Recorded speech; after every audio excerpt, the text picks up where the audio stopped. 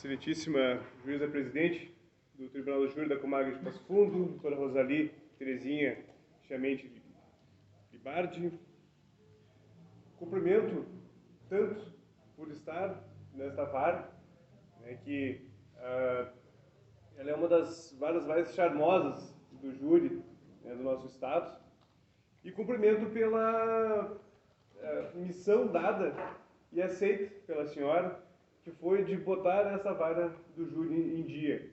É uma missão árdua, dificílima, que ficou muito tempo, além da pandemia, sem um juiz titular. E brincamos esses dias, numa reunião, que pegaram uma bomba dessas, essa batata assando, e conseguiram ainda descascar ela e fazer uma deliciosa maionese, não é fácil. Então fica aqui, pela defesa e pela advocacia, nossa gratidão, por estar aqui incumbida nessa missão de botar essa vara em dia. Já tenho acompanhado, tenho visto os excelentes trabalhos feitos pela senhora, e então a gente sabe que a presidência de hoje e dos julgamentos que vieram até aqui e os que se sucederão, a garantia de que será exercida a plenitude de defesa e honrado todos os rituais é eminente. Então, fica aqui a saudação da defesa em virtude dessa atividade, e que possamos, nesse período posterior, fazer ainda vários outros júris e audiências, sempre na possibilidade de um embate franco, leal, e também fica aqui a extensão de nossa amizade. Teremos aqui um convívio fraterno, leal sempre, e fica também o nosso convite de amizade. Nosso querido promotor de justiça, Marcos Petri, há muitos anos trabalhou nesse tapete, nesse local, já furou quase um pedaço aqui, tiveram que botar um piso novo, de tanto que caminhou para lá e para cá, fazendo as suas sustentações de teses, mas um exímio promotor, hoje atuante na Justiça Militar de Passo Fundo, que temos agentes aqui que pode assegurar o fino trato, a educação, a qualidade que se traz. Esse caso, temos uma peculiaridade, que geralmente é difícil de acontecer, muitas vezes, mas o promotor que denuncia é o promotor que faz o júri.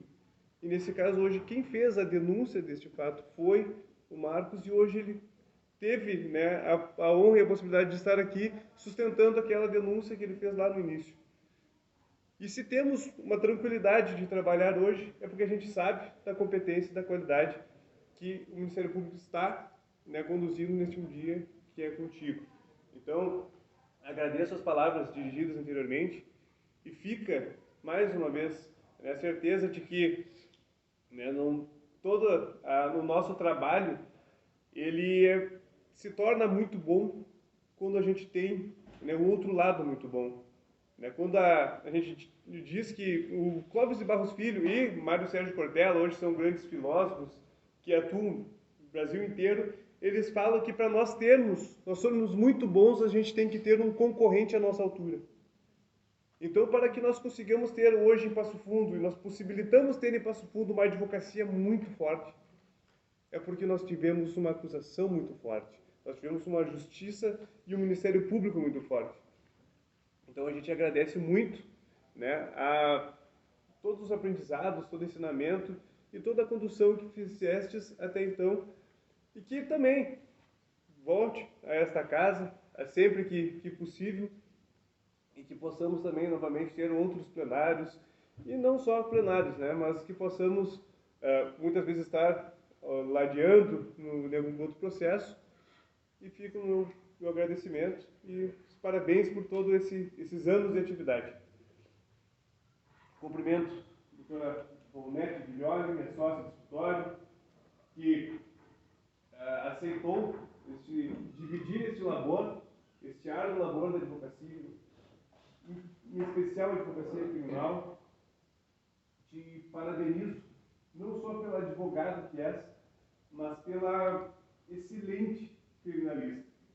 Se nós temos hoje um exemplo da mulher na advocacia, com certeza esse exemplo passou por ti. A gente sabe que é muito difícil a advocacia e muito mais difícil para a mulher.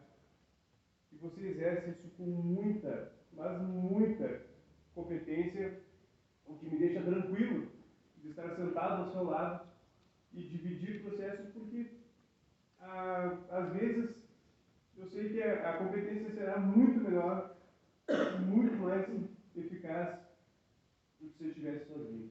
Então fica o meu agradecimento por aceitar estar lá adiante comigo, ainda mais hoje, nessa tarde. Servidores da SUSEP, nosso servidor do Judiciário, eu saúdo também vocês pelo incansável trabalho. A gente sabe que a atuação dos servidores, muitas vezes, ela é pesada, é sobrecarregada, é cheia de atividades.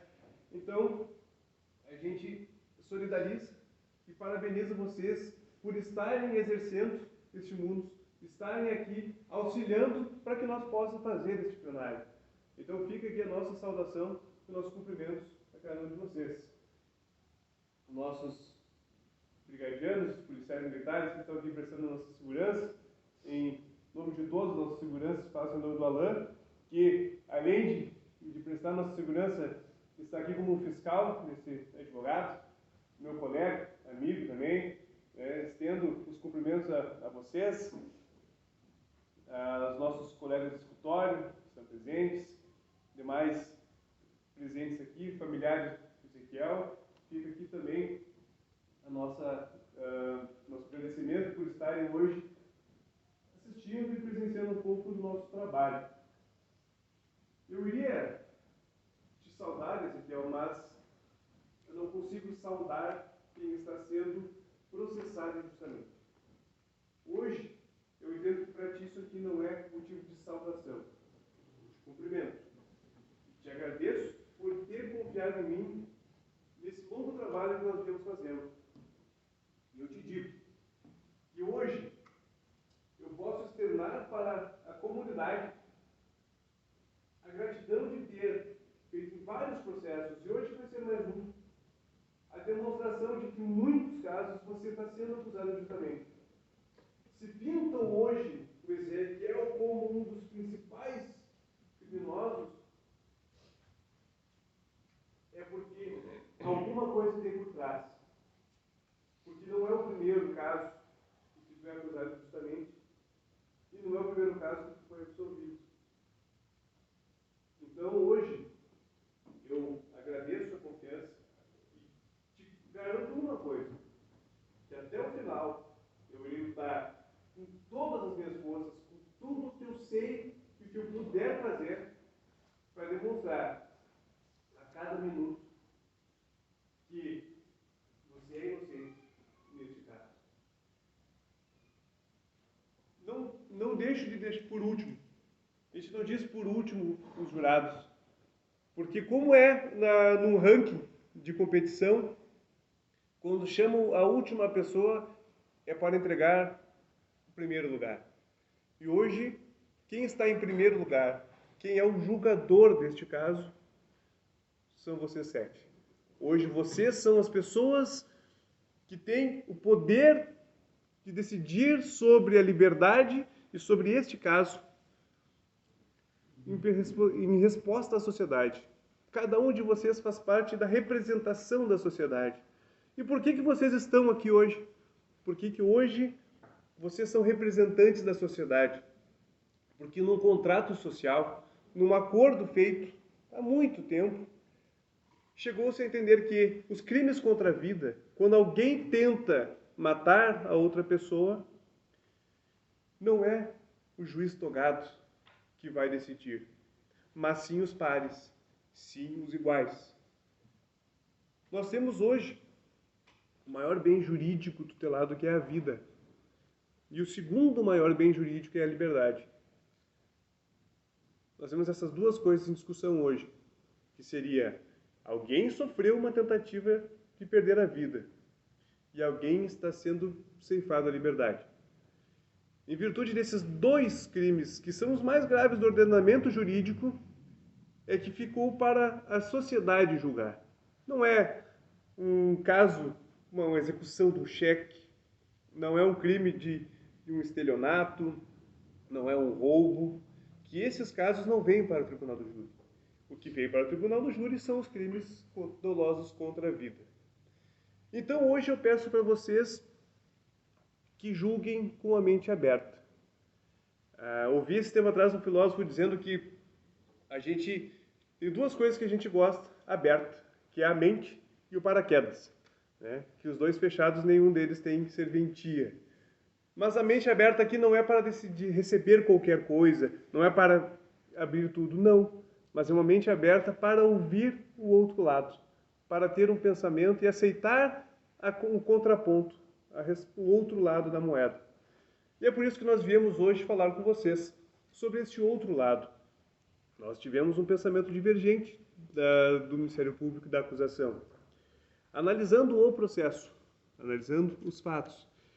E o processo, é um amontoado de folhas, mas quando a gente pega um processo, muitas vezes, eu sei que a doutora Bonetti também faz isso, a gente pega o processo, a gente olha o processo de cabo a rabo, a gente analisa o processo de cabo a rabo e a gente para o processo.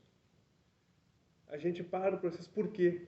Porque o processo fala, o processo grita, o processo traz para nós uma emoção, um sentimento. Da mesma forma que trouxe um sentimento para a acusação, trouxe um sentimento para a defesa. E é isso que eu quero expor para vocês. Vocês não conseguem ter a mesma possibilidade de analisar os autos como a gente. Vocês recebem um resumo, um relatório, e desse relatório vocês vão ouvir o que aconteceu aqui e a partir disso vocês vão decidir.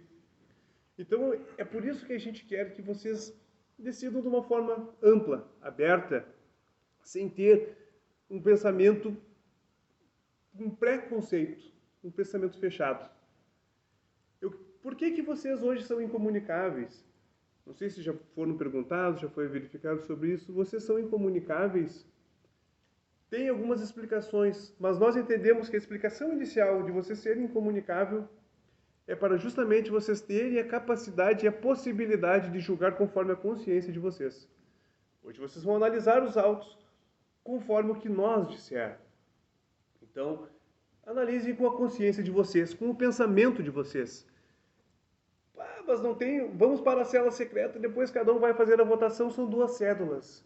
Ninguém expõe o motivo da votação de nenhum. Então cada um vai votar como quiser. Mas por que isso? Porque a gente vê no cinema, nos julgamentos americanos, que eles sentam e conversam. Por que aqui não é assim? Justamente porque a gente não quer que tenha influência de terceiros de nada. Porque um é negro, o outro é branco, porque é homem ou é mulher, porque esse aqui é introvertido, esse é extrovertido, porque no embate de ideias um se sobressai e o outro não fala nada. Porque a maioria votou, então eu vou com a maioria. Não, aqui é para cada um decidir com o seu consentimento, com o seu pensamento. Então, o pedido de hoje é que vocês julguem com a consciência tranquila de vocês e que vocês saiam daqui tranquilos. Que vocês saiam daqui com a consciência que fizeram justiça. Ninguém vai saber o voto de cada um. Não tem como saber. A juíza, quando for fazer a votação, ela vai abrir a maioria e acabou. Ninguém sabe a votação de ninguém. Então vocês saiam tranquilos. Que vocês possam chegar em casa, deitem a cabeça no travesseiro e digam: eu fiz a minha parte. E por fazer a nossa parte, e por fazer o nosso trabalho, muitas vezes eu fico pensando sobre a condenação, sobre o que faz valer a pena. Muitas vezes a gente diz no nosso cotidiano: valeu a pena. Porque eu fui num churrasco, costelão, 12 horas, lá no Lalau Miranda, estamos entrando na semana farroupilha, e cheguei lá, mas os caras ficaram 6 horas, 8 horas assando esse costelão, meu Deus do céu. Aí tu corta aquela carne macia, despedaçando, tu diz, mas que gostosa, valeu a pena esperar. O cara pensa, mas eu vou num show. Cheguei lá, fico 5, 6 horas, chega naquele show, agora nós temos o Rock in Rio passando, meu Deus, aquele mundaréu de gente, cheguei lá no show, assisti aquele show fantástico, e tu diz, valeu a pena. Não valeu a pena. Qual é a pena? A pena foi eu esperar tanto tempo, cansar, não ter comida, não ter uma bebida, um lugar agradável para ficar. E mesmo assim, aquilo tudo superou este momento. E valeu a pena. Ah, eu estou sentado para comer essa carne fantástica, valeu a pena. Ah, eu vou sair daqui para assistir um jogo em Porto Alegre. Eu fico 4 horas de viagem, 2, 3 horas dentro do estádio para assistir 1h30, 2 horas de jogo e mais 4, 5, 6 horas para voltar para casa. Se o jogo é numa quarta-feira à noite, eu saio daqui às 3 da tarde para chegar de madrugada e aí já no outro dia tem que trabalhar. Então tu vai dormir 2, 3 horas. Mas aquele momento que você estava valeu a pena. Eu assisti o meu time sair vitorioso, ganhar um título. Eu estar cansado, eu estar aqui, valeu a pena. Essa punição que eu estou fazendo valeu por esse excelente momento que eu tive anteriormente. Então vale a pena. Quando a gente, valeu a pena, vale a pena. E nesse momento eu fico nessa dúvida. Será que uma condenação de Ezequiel pela tentativa de homicídio de Kleber vale a pena? Será que este momento que está acontecendo tudo aqui está valendo a pena? E nós ficamos nessa dúvida, porque nós temos uma prova que trouxe para o plenário. E ainda a gente não sabe se é prova, a gente tem um elemento que veio para o plenário, que é a fala da Lohane. Não vou falar, nós não vamos tratar dos outros depoimentos, basicamente, do Amândio, porque o Amândio disse que fiquei sabendo através da conversa dos outros agentes. Quais outros agentes? O Juliano e a Lohane. O Juliano diz, olha, eu não vi nada, não sei de nada, eu só fiquei sabendo da conversa dos outros dois. A única pessoa que viu, Lohane. Vocês ouviram os depoimentos que foi passado pela promotoria? Foi a Lohane. A Lohane é a peça central de todo o processo. Não são as vítimas, não é o acusado. Lohane é a peça principal do processo. Muitas vezes a gente procura saber, olha, nós temos um caso com muitos acusados, muitas testemunhas, muitas provas, informações, é um batalhão de coisas que vocês vão ter inúmeros casos, é filmagem. Não, hoje é só filmagem, é só depoimento da Lohane. A gente só tem a fala da Lohane. E isso nós perguntamos. Quando eu peguei o processo já ao final, preparado para o plenário. Então a gente foi contratado posteriormente, eu não participei em nada da confecção das provas. Mas eu verifiquei que Lohane foi a pessoa que viu o fato. E nós não descreditamos a palavra dela sobre o que ela viu. A gente entende que sim, quando ela subiu no muretinho e olhou pela janela o que estava acontecendo, ela provavelmente tenha visto uma pessoa caindo, outra caindo por cima e desferindo golpes. A gente não descredita essa situação. O que nós entendemos sobre este fato? Ao ouvir o depoimento dela, e ela falou assim, foi muito rápido. Eu estava na sala, o presídio como é que funciona? Teria como se fosse uma sala, aqui do lado dessa sala teria os parlatórios, onde os advogados atendem os presos. Passa do lado tem uma galeria, que fica os portões, que é um portão central. Desse portão vai para o pátio, que era onde eles estavam, e para as celas depois. Então eles passam por ali, fazem a conferência e dali eles vão para as celas. Neste momento ela estava neste local, que é onde tem uma televisão com as câmeras de monitoramento. é onde eles conseguem acompanhar as visitas que chegam, que saem, é de frente para a porta de saída do presídio. Então ela estava aqui, olhando a câmera juntamente ali, o Amândio estava no portão. Ele vem para falar com ela e eles ouvem barulhos. E é isso que ela diz, eu ouvi uma confusão, barulhos, e eu subi para ver o que era. Quando eu subi, eu olho e eu vejo.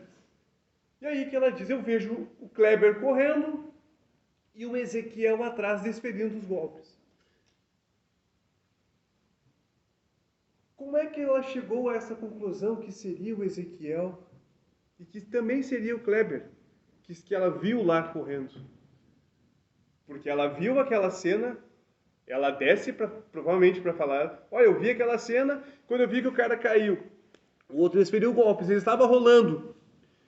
A polícia atirou balas de borracha e nisso eles dispersaram e eu saí. Foi isso que ela viu.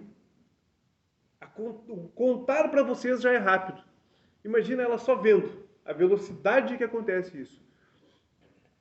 É muito rápido. Ouvimos um barulho, só um pouquinho, vamos ver o que é. E sai. Se dá 2 segundos é muita coisa. E quando ela sai, ela ouve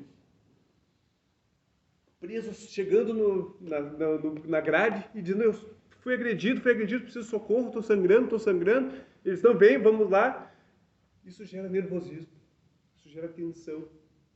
Ainda mais para ela que uma mulher ali no meio de homens gritando, confusão, ela resolveu o caso quando ela viu quem que era, que estava lá pedindo socorro porque tinha sido lesionado. Foi o Kleber. O Kleber, então foi o cara que eu vi lá no chão, sendo lesionado.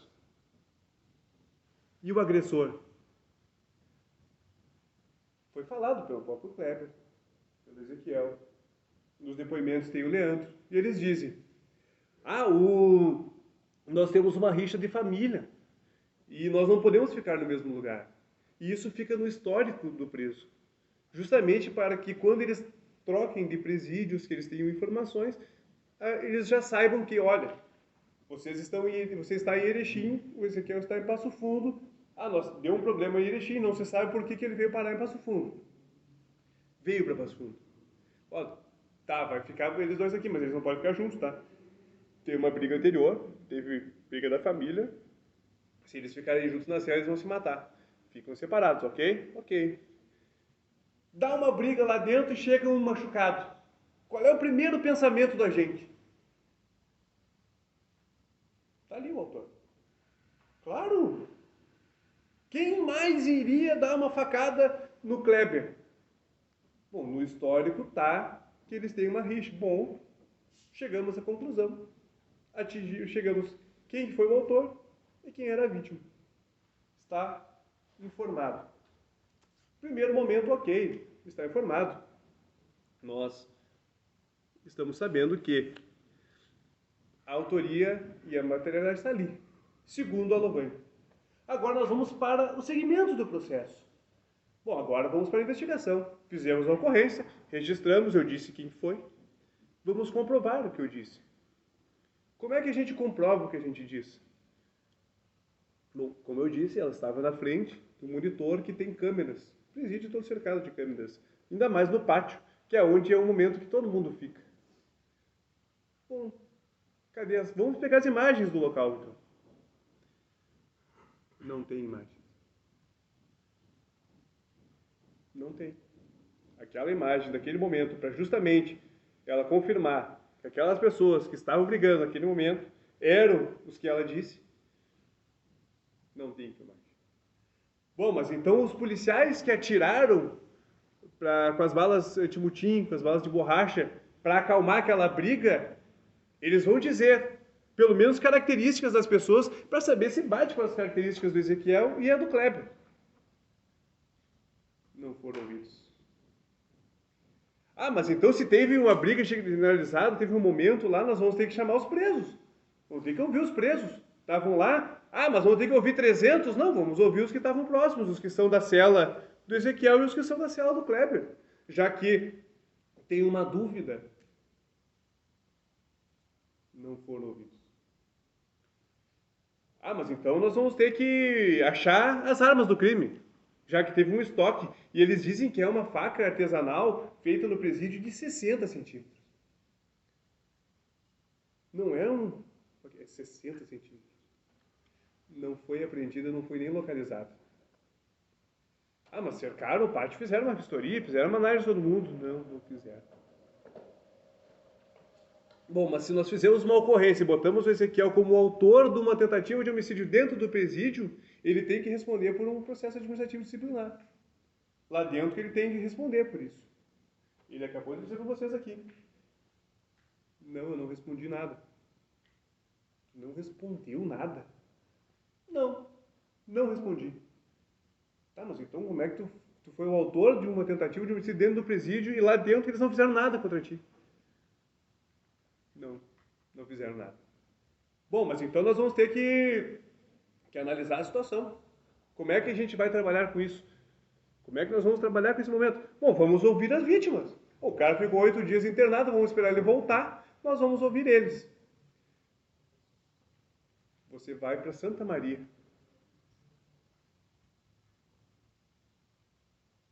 O Amândio, o próprio promotor de leu antes para vocês, ele disse quando o cara chegou com os estoques na mão, na galeria, na frente das grades, eu achei que ele era o agressor. Opa! Será que esse cara tem histórico, então? Ele já teve problemas lá dentro. Para saber que um cara poderia agredir outros presos, achar que naquele momento ele era o agressor, esse cara tem uma história. E essas pessoas ouvidas não falam nada do Ezequiel. Ah, porque pode ser o Ezequiel mesmo, tem chance, porque ele tem um histórico de ser violento, dele ser agressivo, porque ele estava no seguro já lá, porque não dá para ficar com ninguém lá dentro. Não tem nada. Bom, então vamos esperar, vamos mandar uma carta lá para Santa Maria para ouvir o preso lá, porque nós vamos ouvir ele. O outro, vamos ouvir onde é que ele estiver, vamos ouvir eles. Bom, eles vão resolver. Se segundo a agente penitenciário, o cara caiu, foi lesionado por um cara que seria inimigo dele, esse cara vai chegar aqui e vai dizer, não, realmente, quem tentou me matar foi o Ezequiel. E eu quero que o Ezequiel, eu tenho medo desse cara, eu quero que ele suma daqui. Tá louco, eu não quero mais esse cara perto de mim. Não diz. Lá, no depoimento dele, lá naquele momento, ele diz, eu não vou me manifestar só em juízo. A vítima não quis contar nada. A vítima. Aí, bom, vamos ouvir o tio, o Leandro, que era o outro que estava de fora, que não estava sofrendo as agressões. Segundo a própria policial, ela disse, ele atirou um puff para que o cara cessasse as agressões, e nisso eu não vi como é que ficou.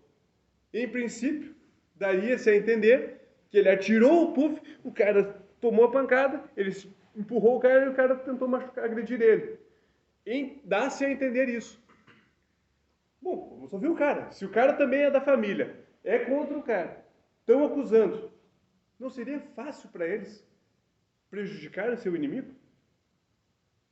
Por mais que eles dissessem assim, olha, eu não tenho nada, prova, não tenho como ver isso, mas eu tenho uma chance de prejudicar o meu inimigo. Por que não fazer? Mas eles em juízo, e hoje aqui na frente de vocês dizem, eu não tenho como dizer isso. Eu não sei quem foi, foram várias pessoas, e eu não tenho como dizer. Quem disse que foi o Ezequiel foram os agentes. Pois é, quem disse foram a agente. Foi só Louvain. Nós trabalhamos na psicologia falsas memórias. Como a gente sabe, a nossa memória, ela não é um disco rígido. A gente não é um pendrive, não é um DVD, que tu gravou aquilo ali, aquela mesma situação vai ficar igual para o resto da vida. Aquele CD gravado, ele não muda mais, a não ser que tu risque e não utilize mais o CD. Mas a memória fica igual. A nossa memória não consegue com isso. Por que eu disse no momento de tensão, de ela estar preocupada com a situação, Isso tudo influencia. E outra, ela é uma agente penitenciária que está constantemente lá dentro vendo brigas, confusões, interações entre presos. Ela está num ambiente de tensão 24 horas. E estamos aqui, agentes penitenciários que não me deixam mentir. Eles estão 24 horas, quando estão em atividade, em ambiente de tensão, atentos, ligados. Então, quando viram aquilo, ela ficou tensa. E para a mente dela, chegou naquele momento, eu gravei. O que ela gravou foi um cara caindo, o outro desferindo golpes. E ela gravou esse momento posterior também. E essa confusão mental que ela teve no primeiro momento, gravou-se na memória dela. O Kleber pedindo socorro e a lembrança de que Ezequiel teria uma briga com ele. Neste momento ela criou-se, na memória dela, a história que ela aconteceu. E isso, as pessoas não têm que dizer, foi falso, ela mentiu, ela enganou, ela está tentando fazer alguma coisa contra. Não. A gente sabe de muitas vezes que você aconteceu um fato e você vai verificar aquilo, é totalmente diferente. Nas falsas memórias, eu posso contar para vocês, eu fui numa festa, por causa de estar bebendo, fui agredido e eu não recordo de nada. Fui perguntado posteriormente, eu estava com a cara desfigurada, a polícia me encontrou na rua, o que houve? Um dos policiais era meu conhecido ainda, chamou Lucas, e aí, o que houve? Cara, apanhei na festa lá. Tá, mas vamos lá então, vamos descobrir quem que era. Eu falei, não tem como. Ele, por quê?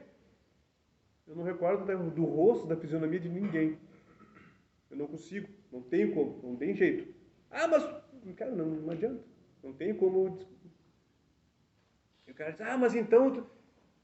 Porque eu vi que saiu logo depois que você... Logo antes de você sair do banheiro onde você foi agredido, tinha os caras de camiseta branca e uma roupa azul. Quem que viu? Foi o segurança da festa.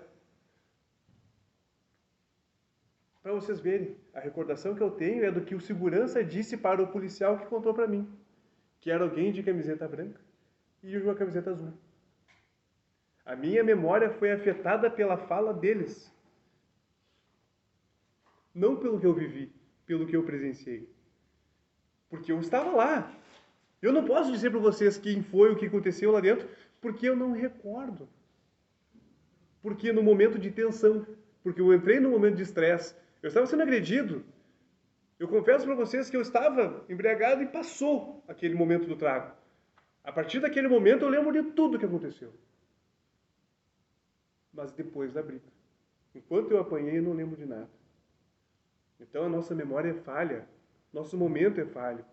E ela trouxe este momento para cá. E ela está demonstrando para vocês a falibilidade da nossa memória.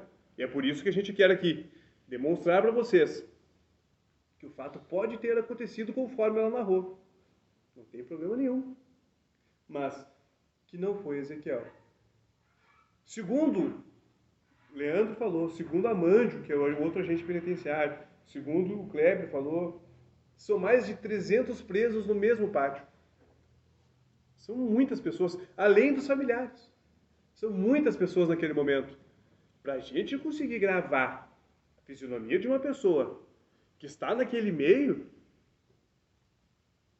ou é uma super memória, ou tem alguma falha nesse momento. Então hoje, a defesa não nega que houve uma agressão em Kleber. Ele foi internado, ele teve uma lesão que perfurou perto das costas dele, que perfurou o pulmão dele, ficou 8 dias internado. Isso a gente não nega. O laudo médico que foi feito, não foi feito, nem sequer foi feito no Kleber. Foi um laudo indireto. A polícia pediu para o perito fazer uma avaliação e a avaliação que ele fez foi indireta.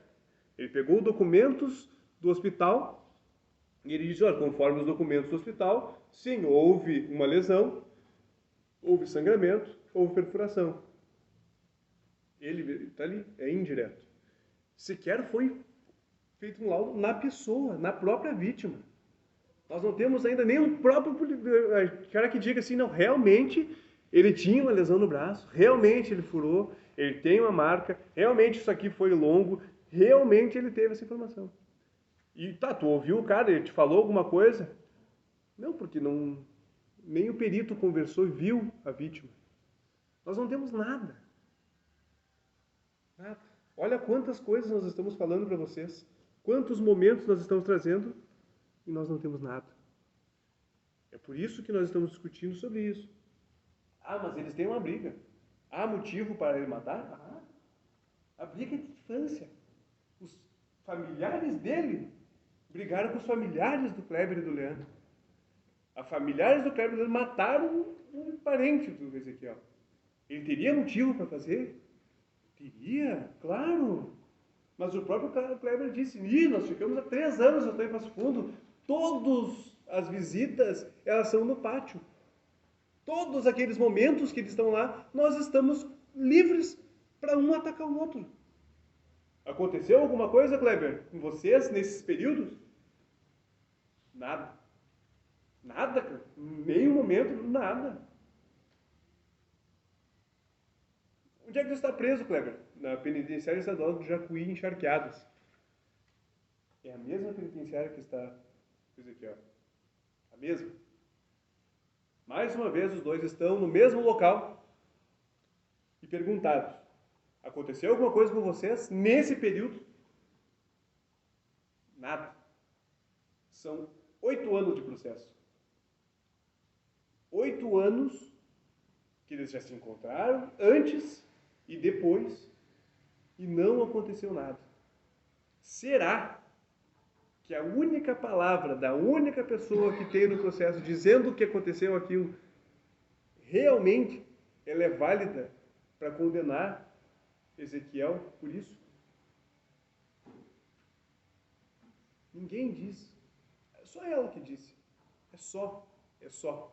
Por isso que a defesa, agora quando foi trazido para nós os quesitos, a gente diz, olha, eu sei que tem a questão da quesitação em relação à tentativa, à desclassificação, mas a defesa entende que isso aqui nem deveria ser quesitado. Por quê? Porque a materialidade existe. Que o Kleber, aconteceu com o Kleber, a estocada nas costas dele, aconteceu. Isso aqui, quando for perguntado para vocês ao final, no dia 2 de março, por volta das 16h15, na Rua Nanelli, no bairro São Luís Gonzaga, na cidade de Passo Fundo, a vítima Kleber Alberto Santos Ribeiro sofreu golpe de estoque, provocando nele as lesões descritas no auto de exame de corpo de delito? Sim, ninguém nega. Pode dizer, sim. A partir desse momento, vocês vão para o quesito 2. Quesito 2, Ezequiel Davi Trindade foi o autor dos golpes de Kleber? Aí é a discussão nossa. Segundo a acusação, com base no que Lovani disse, sim, foi Ezequiel. Nós entendemos que não. Não foi. Não tem elementos, não tem nada que diga que foi. Então, a gente pede que ali, nesse momento, diga não. E a partir desse momento, quando não se tem autoria, encerra-se o processo. A partir acaba aqui. Ele é absolvido e acaba o processo. Ah, mas a gente entende que sim. Entende que foi ele. A defesa entende que isso seria uma decisão manifestamente contrária à prova dos autos. Por quê? Porque a prova não é robusta para confirmar que ele matou, ou que ele tentou matar. Então a gente entende que isso aqui não é caso de uma condenação. É possível nós fazermos um recurso, e é possível uma anulação e voltar a plenário. Vejamos que são 8 anos. Quanto tempo será que virá novamente a plenário para discutir mais uma vez se a palavra de Lovani é forte ou não para apontar Ezequiel como autor do crime? Nós vamos ter mais uma tarde, mais uma manhã, um dia inteiro para discutir a mesma coisa. São mais anos. E outra, são Já são 8 anos que ele é acusado. São 8 anos que está no histórico dele que ele tentou matar Kleber. São 8 anos que ele vem diariamente sofrendo nos presídios, dizendo: não, você não pode ir para Passo Fundo de volta, você não pode ir para Erechim de volta, você não pode ir para qualquer outro presídio que não seja um presídio com uma capacidade de segurança maior, porque você briga e tenta matar presos. Ah, você não pode ficar perto da sua família. Família que está aqui, veio de Erechim para assistir o júri porque é próximo da casa. Até Erechim, até Passo Fundo eles conseguem vir, mas até Charqueadas, que são 6 horas e pouco de viagem, eles não têm condições de ir. Ah, mas você não pode ficar próximo da sua família porque você tem um histórico ruim. Porque você tem no seu histórico que você tenta matar presos. Ah, você tem nesse histórico? Tem no histórico. Por que tem no histórico? Porque faz 8 anos que esse processo está aguardando, foi andado, mas faz pelo menos 4 anos que ele está aguardando o julgamento. Por isso que quando eu saudei a doutora pela honra, né, por ela estar fazendo esse trabalho árduo, justamente porque é muito tempo parado um processo. E por que esse processo ficou parado? Porque ele está solto nesse processo.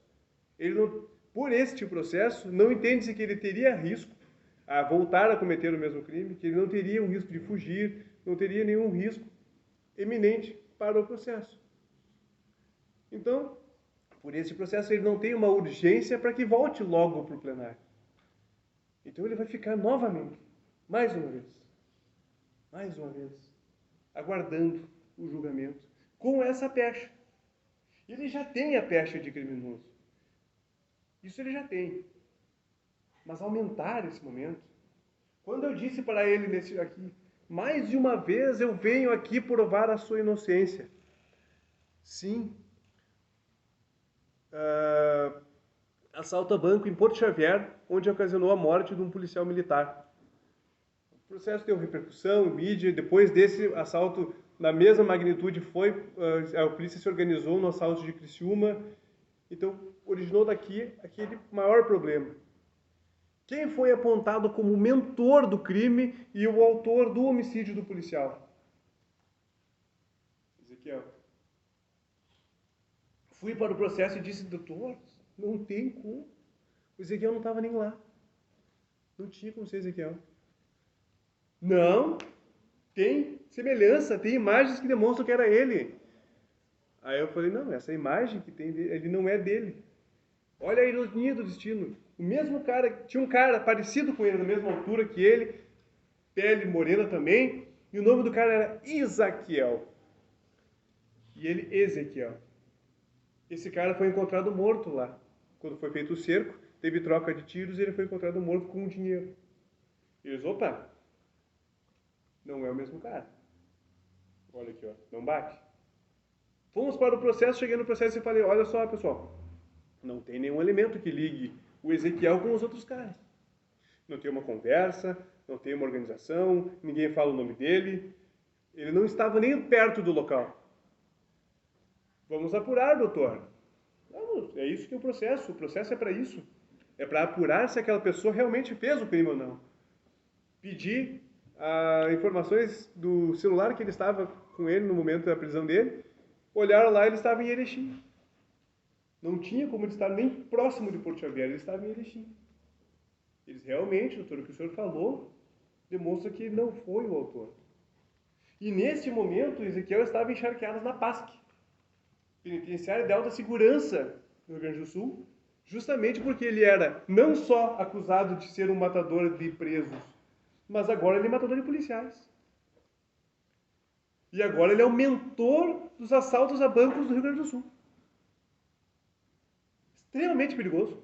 Extremamente perigoso. Olha o histórico desse cara. E a partir de então ele foi absolvido disso. Quando foi absolvido, que demonstrou-se que ele não é perigoso como taxam ele como sendo, foi possível a progressão dele para uma penitenciária menor, com uma segurança não tão rígida, que é a penitenciária estadual de Jacuí. Justamente por causa disso. É ruim para ele ainda? É ruim para ele ainda. Claro, ele está ainda, continua muito distante da família. Só que nós temos um conceito de prisão, nós temos o processo criminal, ele é feito para a pena. Ele é para discutir se a pessoa fez ou não fez o crime e puni-la perante a sociedade. Eu faço um paralelo do processo penal com uma oficina. Uma oficina, sim, nós temos um carro funcionando na via, está andando, não fumaceia, não falha, não faz nada, esse carro continua andando na via. É como qualquer um cidadão. Este carro não faz diferença nenhuma na sociedade. Furou um pneu. Tu encosta esse carro, troca o pneu, conserta o pneu, volta para a via, continua rodando. Crimes de menor potencial ofensivo.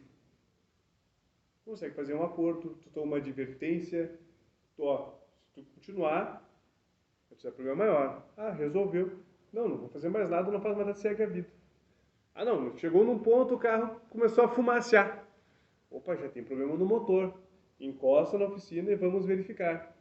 Opa, esse cara já está começando a fazer um roubo, já começou a fazer um crime mais grave. Encostou na oficina, só um pouquinho, vamos reparar, fazer troca de filtro, óleo, arrumar o motor. Bom, tá em dia, volta. Pô, esse cara ficou um tempo no presídio, ficou no presídio semiaberto, teve possibilidade de entender os seus erros, conseguiu fazer uma profissionalização, conseguiu se organizar, fazer um estudo, ter uma condição para a família. Ele voltou, está apto a viver em sociedade? Ok, segue-se a via, vamos seguir. Só que chegou num ponto que a oficina começou a ficar cheia. Ela começa a ficar cheia. E aqui eles não têm mais agentes, nós não temos lugar para botar, nós não temos condições para dar tratamento e fazer o acompanhamento. Então hoje nós temos um sistema falido, que é o nosso sistema penitenciário.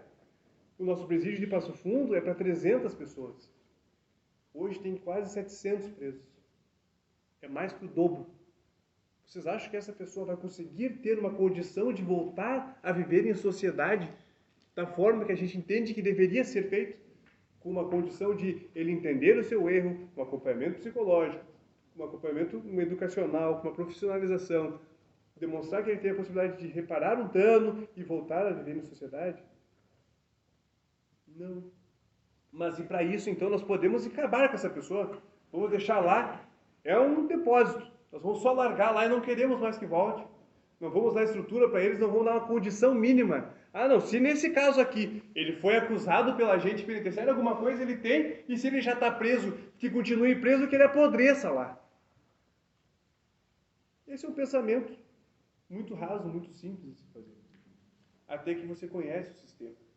Até que você vai ver a pessoa. E aí é uma pessoa. Ele é uma pessoa e não é um pneu. Ele não é uma peça de carro que, se tu deixar parado, vai durar milhões de anos. Não. Isso aqui é uma pessoa que tem sentimento, que tem um histórico, que tem uma vida.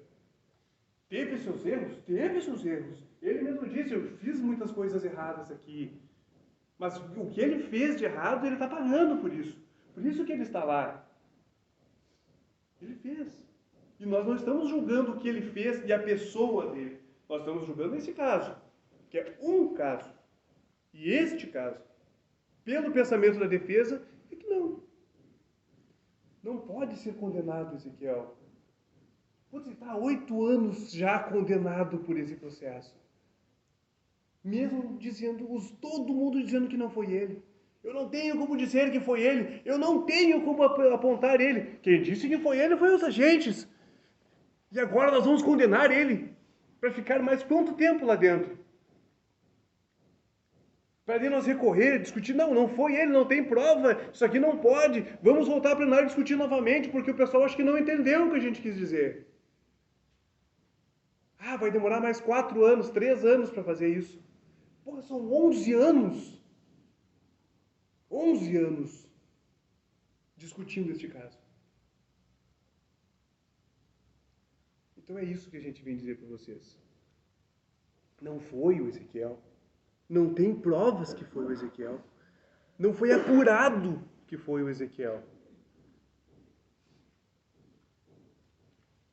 E a gente pede que quando for requisitado, se a autoria do crime foi o Ezequiel, que digam que não. Não. Simplesmente. pessoal, entendi que não foi. E é por isso que a gente fala. Carlos Drummond de Andrade trabalha um texto sobre verdade. Ele diz que, em certo momento, a verdade ela foi dividida em duas partes iguais. E dentro daquela sala só poderia entrar meia verdade. E você lá dentro escolheria a meia verdade. Então o pessoal ficou discutindo sobre isso. Eu quero entrar para nós ver a verdade. Então, o que foi feito? Vamos decidiram quebrar a porta. Quebraram a porta, entraram, chegaram lá e viram as duas verdades. Uma tão linda quanto a outra, uma tão grande quanto a outra, uma tão fantástica como a outra. E aí eles tinham que decidir qual verdade nós vamos escolher. Então cada um escolheu a sua verdade, conforme o seu pensamento, o seu entendimento, o seu capricho. E é hoje isso que eu quero que vocês, com o pensamento tranquilo de cada um, que vocês escolham a verdade, que vocês entenderem coerente para o caso.